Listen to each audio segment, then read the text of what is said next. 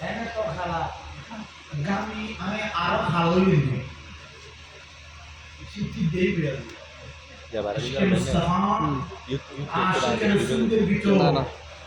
যখন নবী প্রেমের আগুন জ্বলতে থাকে তাদের শীত গ্রীষ্ম বর্ষা তাদের গরম ঠান্ডা তাদের আর ওদিকে খেয়াল থাকে না মাইক্রো বিমানে নবী বলতে বলতে বাপসের বাংলা যেমন খন্দকিয়াতে জান দিয়ে দিয়েছে সেই শেরবাংলার সৈনিকরা না গরমকে ভয় পায় না ঠান্ডাকে ভয় পায় ঠিক বড় করে বলেন না ঠিক কিনা সালাতুন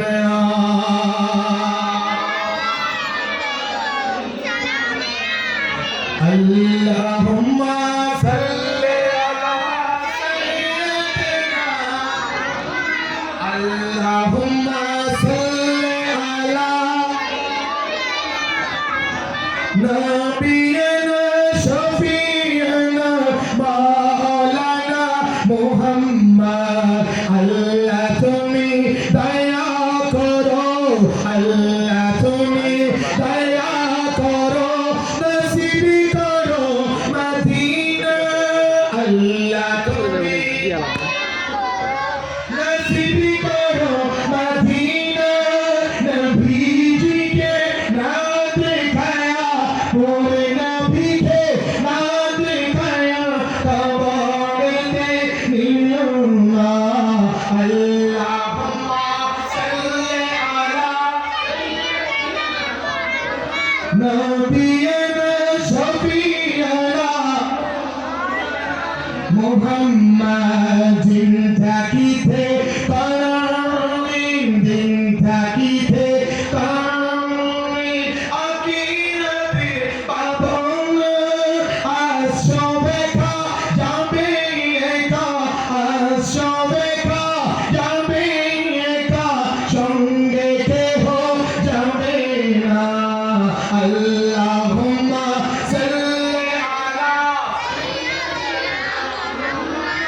নবিয়িনা শফিয়িনা মাওলানা মুহাম্মদ সাল্লাল্লাহু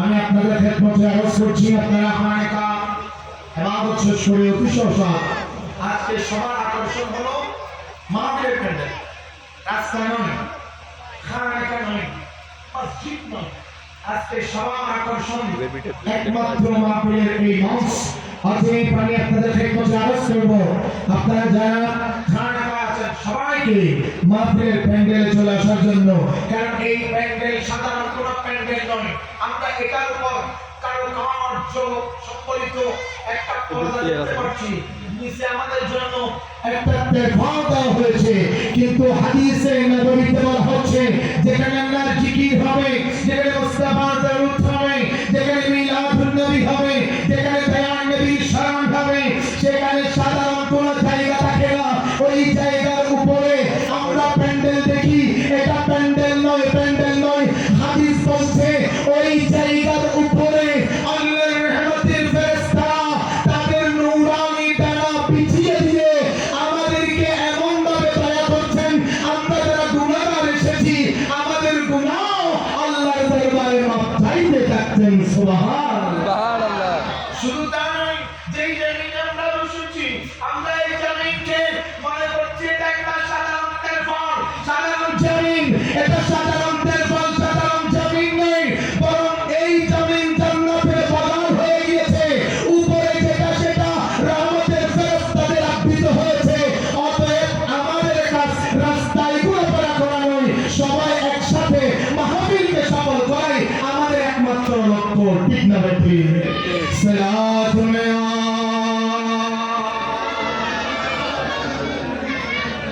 আমার মনের ঘরেতে রেখেছি যারে আমার মনের ঘরেতে রেখেছি যারে দু জাহানের বাদশা নবী কামলিওয়ালা রে দু জাহানের বাদশা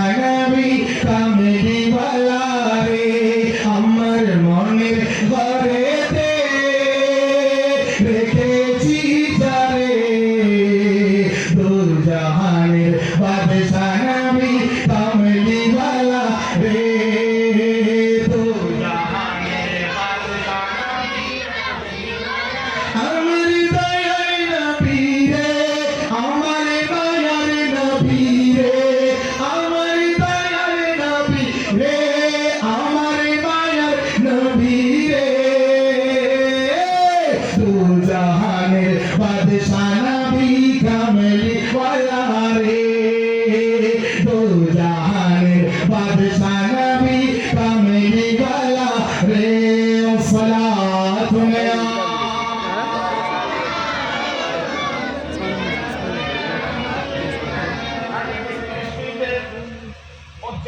আলোচনা শেষ করতে হবে কারণ আমাকে আরো ঘুরে যেতে হবে আমি অপেক্ষায় আছি সবাই সেজন্য আমাদের আজকের দীর্ঘায়িত প্রধান বক্তা আমার ভাই শহীদুল্লাহ বাহাদুর উপস্থিত হয়েছেন উনিও কিছুক্ষণের মধ্যে মঞ্চে ইনশাআল্লাহ আজিজ চলে আসবেন আমি একটু সামনে প্রসিড করি একটু খেয়াল একটু মনোযোগ আপনারা সবাই আমার কথা একটু সালগুলো মনে রাখবেন 1916 সাল কত সাল 1916 সাল একটু মনে করে বলুন কত সাল 1916 সাল 1916 সালে আমার দোস্ত मुझे हुजूर की मेरा बाबा जी तैयब शाह दुनिया जमीने तशरीफ पाने कि আমাদের কে গৌসিয়া কমিটি উপহার দিয়েছেন আজ বাবা গৌসিয়া কমিটির মাধ্যমে সুপথ পাই দাদা গৌসিয়া কমিটির মাধ্যমে সুপথ পাই সন্তান গৌসিয়া কমিটির মাধ্যমে সুন্দর জীবন পাই নাতিও গৌসিয়া কমিটির মাধ্যমে সুন্দর জীবন পাই সেই গৌসিয়া কমিটি যিনি দিয়েছেন তার নাম হুজুর কিবরিয়া বাবাজি তৈয়ব শাহ 1916 সালে দুনিয়ার জমিনে তশরিফ আনলেন ও বাবাজি তৈয়ব শাহ আপনি যখন দুনিয়ায় এলেন তো আপনি কেমন পীর পৃথিবীর জমিনে কিছু আল্লাহর বলি আছে যারা দুনিয়ার জমিনে এসে ইবাদত রিয়াজত নফল আদায় করতে করতে আল্লাহর করিব হয়ে যায় আর আমাদের মুনিবের পাগল সেই হুজুর কিবরিয়া বাবাজি তৈয়ব শাহ দুনিয়ার জমিনে এসে আল্লাহর ওলি হয়েছেন তা নয় পৃথিবীর জমিনে ওলি দুপ্রকার একটা ওলির নাম হলো ওলিয়ে ফিতরি মানদার জাত ওলি আমার বাবাজি তৈয়ব শাহ এখনো আসেনি খলিফায়ে শাহ জিলা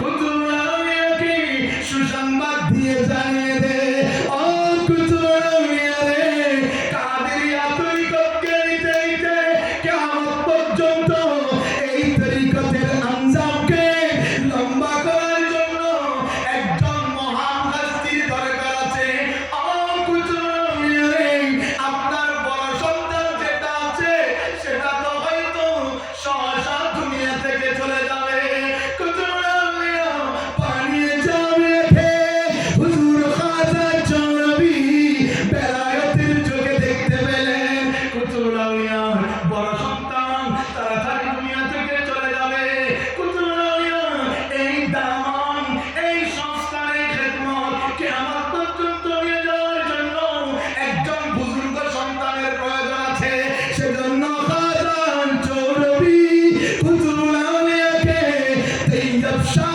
বাবাজিকে দান করে দিয়েছে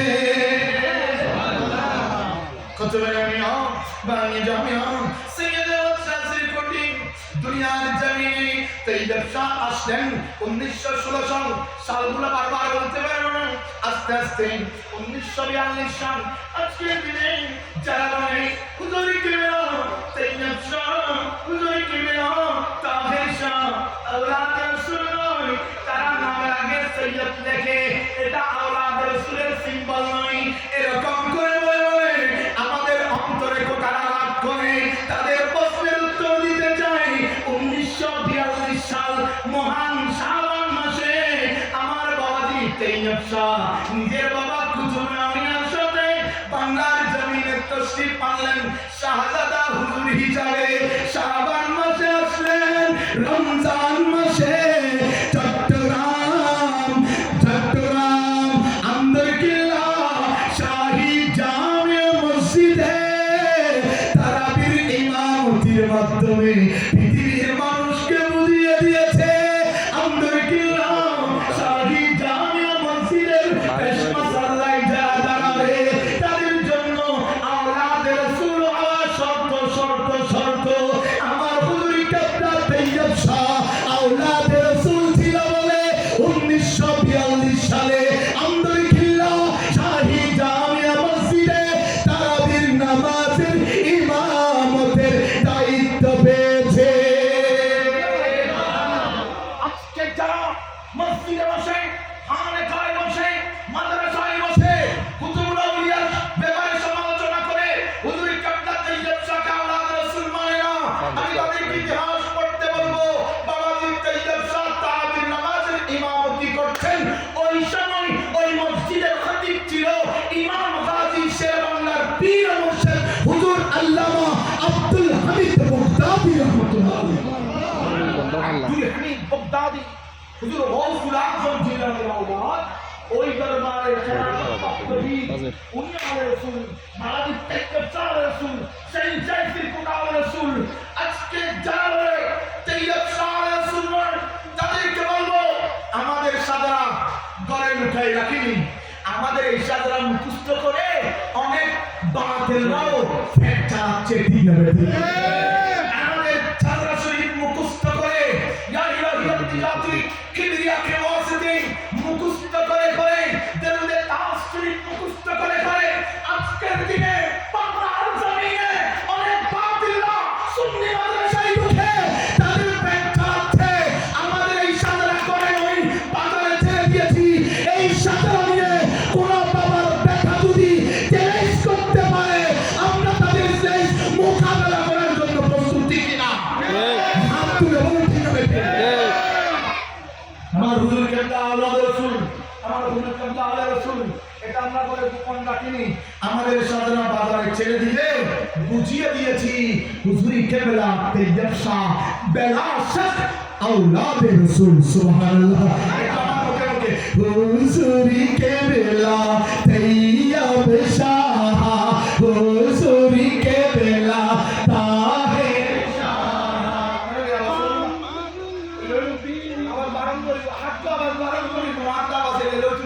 হুজুর কেবলা তৈয়ব শাহ, হুজুর কেবলা তাহের শাহ, হুজুর কেবলা সাবির শাহ, আমার নবীর বংশধর। ঠিক না? হাত তুলে ঠিক রেখে হুজুর কেবলা তৈয়ব শাহ, হুজুর কেবলা তাহের শাহ, হুজুর কেবলা সাবির শাহ, আমার নবীর বংশধর, প্রিয় নবীর বংশধর। বলবো না কবু তোমাদের, রাখবো মনে জীবনে ভর, রাখবো মনে জীবনে ভর। সালাত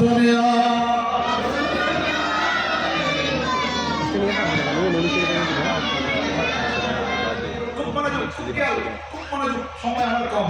আলহামদুলিল্লাহ আপনাদের দোয়া। আমি এগুলো শুধু মাঠে বলি না, বাংলাদেশের সেরা সব পত্রিকায় গৌসুল জামান তৈয়ব শাহর অবদান আল্লাহ এই কালো নিজামের হাতে কবুল করে দিয়েছেন। আলহামদুলিল্লাহ। আল্লাহ মাঠে বলতে হবে না, জাতীয়ভাবে লিখে দিয়েছি। যারা বলে গৌসিয়া কমিটি এটা করেছে, সেটা করেছে, এটা করেনি, সেটা করেনি, আমি তাদের খেদমতে কথার আগে একটু করে আপনাদেরকে হিন্ট দিতে চাই। আজ যারা আমার গৌসিয়া কমিটি, বাংলাদেশকে গাছ কমিটি বলো, বাইরা তোমরা যারা আমার মনিবকে বিদেশি পীর বলে বলে গালি দাও, আজকে তোমরা যারা জশ্নে জুলুস জুলুসের আগের দিন পীর মন্ডলের ছবি নিয়ে ষড়যন্ত্র করো। আজ তোমরা জানো আমার হুজুর কিবলায়ে আলমের বাগানের উজ্জ্বল নক্ষত্র মুহসিন সাহেবকে নিয়ে ষড়যন্ত্র করছো। আমি তোমাদেরকে বলবো, আমরা তোমাদের সমালোচনার উত্তর দেব না, আমরা তোমাদেরকে আবার সমালোচনা করবো না। না, হামলা করা আমাদের আদর্শ নয়, মামলা করা আমাদের আদর্শ নয়, গালি দেওয়া আমাদের আদর্শ নয়। যারা বলছো গাউসিয়া কমিটিকে দাস কমিটি, বলতে থাকো ভাই। কিন্তু যখন রাতের 4টায় তোমার মায়ের অক্সিজেন সিলিন্ডারের প্রয়োজন হবে, যখন তোমার ঘরের পাশে তোমার চাচা মৃত্যুবরণ করার পর কেউ এসে পাশে দাঁড়াবে না, যখন তুমি নিজে অসুস্থ হয়ে হাসপাতালে যাওয়ার জন্য অ্যাম্বুলেন্স পাবে না, ভাই আমরা ভুলে যাব তুমি আমাদেরকে গাছ কমিটি বলেছিলে, আমরা ভুলে যাব তোমরা হুজুর কিবলাকে বিদেশি পীর বলেছিলে।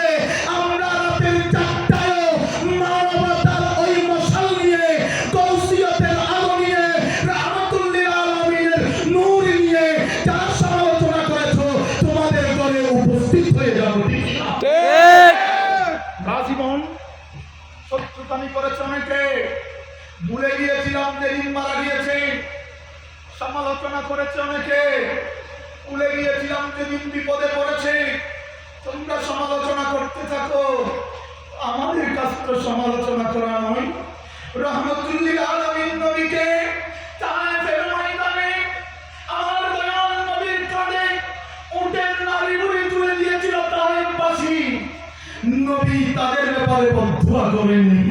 মক্কায় মুকাররমার মানুষ এমন কোন কষ্ট নেই নবীকে দেয়নি। আমার দয়াল নবী একবারের জন্য মুখ খুলেনি। ও দুনিয়ার মানুষ, আমার কুতুবুল আউলিয়াকে অনেকে সমালোচনা করেছে। বাবাজি তৈয়ব শাহ বাংলার জমিনে নাচতে অনেক বাতিলরা মামলা করেছিল, কিন্তু তৈয়ব শাহ বাংলার জমিনে আসা বন্ধ হয়নি। যেখানে মামলা করেছিল সেই আশরাফ সাহেবকে জামিয়ার ময়দানে তৈয়ব শাহ উপস্থিত করে ফেলেছিল। সুবহানাল্লাহ। ইতিহাস কি বলবো, আজ যদি ইতিহাস বলতে যাই আপনারা অবাক হয়ে যাবেন। গতকালের গাউসিয়া কমিটি নয়, গত পরশু দিনের গাউসিয়া কমিটি নয়, এই জুলুসে না আসতে বাবাজি তৈয়ব শাহর বিরুদ্ধে মানি লন্ডারিং মামলা করেছিল বাতিলরা। 3 দিনের নোটিশে বাবাজি তৈয়ব শাহ দেশে এসেছে, জুলুস হয়েছে। আবার জামিয়া সালানা জলসায় আশরাফ সাহেবকে উপস্থিত করে কেরামত জাহির করে দিয়েছে। ইউরিদুনা লিইউতফিউ নূরাল্লাহি বিআফওয়াহিহিম ওয়াল্লাহু মুতিম্মু নূরিহি ওয়ালাউ কারিহাল কাফিরুন। তোমরা যারা আমার নূরকে দমাতে চাও, আমি আল্লাহ বলছি আমার নূর উঠতে থাকবে, উঠতে থাকবে, উঠতে থাকবে। কেমন ভাবে উঠতে থাকবে? 700 মানুষের জুলুস 7 লক্ষতে পরিণত হবে। মানুষ কত? 700 কত? 400 জনবল কত? 700 তোমরা আজীবন বিরোধিতা করবে আলমগীর খানের সঙ্গে। এই আলমগীর খান একা একটা থাকবে না। আজ দেখুন, যেখানে গাউসিয়া কমিটি সেখানে অফিস, যেখানে অফিস সেখানে খানেকা, যেখানে খানেকা সেখানে নামাজ, যেখানে খানেকা সেখানে ইয়া আলী সালাম, যেখানে খানেকা সেখানে দুরূদ। ওই খানেকা আস্তে আস্তে মসজিদ হয়, ওই মসজিদ থেকে আস্তে আস্তে একটা মাদ্রাসা প্রতিষ্ঠা হয়ে যায়। সুবহানাল্লাহ। সুবহানাল্লাহ। কত বড় কেরামত! মরা মানুষকে চিন্তা করা কেরামত নয়, মরা কলবকে চিন্তা করা কেরামত। আমার কুতুবুল আউলিয়া বলেছেন, মুঝে দেখনা है तो মাদ্রাসা को देखो, মাদ্রাসা को देखो। মশগুর নয়, মশগুর নয়। জামিয়ার পাগল হয়ে যাও, জামিয়ার পাগল হয়ে যাও। বলে জামিয়ার পাগল হলে কি হবে? বলে নই নিজেকে শের মিল্লাত হয়ে যাবে। সুবহানাল্লাহ। জামিয়ার পাগল হলে কি হবে? বলে জালালউদ্দিন আল কাদরি থেকে খাতিবে বাঙ্গাল হয়ে যাবে। সুফি আব্দুল গফুর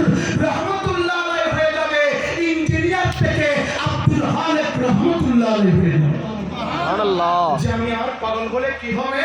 বলে জামিয়ার পাগল হলে নূর মোহাম্মদ সওদাগর থেকে নূর মোহাম্মদ আল কাদের। জামিয়ার পাগল হলে কি হবে? ওরে দামি বলে দাও, জামিয়ার পাগল হলে কি হবে? আমার আম্মা জান দুনিয়াতে আমি আসার আগে আল্লাহর দরবারে ফরিয়াদ করে, আল্লাহ তুমি যদি আমাকে একটা পুত্র সন্তান দাও, আমি তৈয়ব শাহ বাবাজির কদমে দিয়ে দেব, তৈয়ব শাহ কদমে দিয়ে দেব। দুনিয়াতে আসলাম, একটু বড় হলাম, বাবাও নাই, মাও দুনিয়া থেকে চলে গেল। 10 বছরে বাবা গেল, 15 বছরে মা গেল। গাউসিয়া কমিটি কেন করবে আমার ফারবেসরা? গাউসিয়া কমিটি কেন করবে আমার সাইফুল্লাহ? একটু নিজামের দিকে দেখলে উত্তর পেয়ে যাবে। গাউসিয়া কমিটি করলে কি লাভ, কি লাভ, কি লাভ? যে বিশ্ববিদ্যালয়ে পড়েছি, উন্মুক্ত হওয়া, উন্মুক্ত গাঁজা, উন্মুক্ত নারী কেলেঙ্কারি, উন্মুক্ত বন্দুক পিস্তল, ওনে জানি রে ওইরকম ক্যাম্পাস থেকে কিভাবে উঠে এসে এরকম মঞ্চে তুমি বসে গেলে আমি বলবো আমার মায়ের একটা সিদ্ধান্ত আল্লাহ আমাকে এমন ভাবে তুলে দিয়েছে। আমার মা বলেছে বাবাজান আজকে তৈয়ব শাহ মাদ্রাসা তৈরিয়াতে তোমাকে তুলে দিচ্ছি, তৈয়ব শাহ যেদিকে নিয়ে যায় তোমার জীবন সেদিকে প্রতিষ্ঠা করে দেবে। আজ সাইফুল ইসলাম নিজামী বাবা নাই 10 বছর বয়সের পর থেকে, মা নাই 15 বছর বয়সের পর থেকে। বাবা ছিল না শাসন করতে, মা ছিল না বারণ করতে। নিজামী চাইলে বড় গুন্ডা হতে পারত, নিজামী চাইলে বড় সুর হতে পারত, নিজামী চাইলে বড় ডাকাত হতে পারত, নিজামী চাইলে নেশাখোর হতে পারত।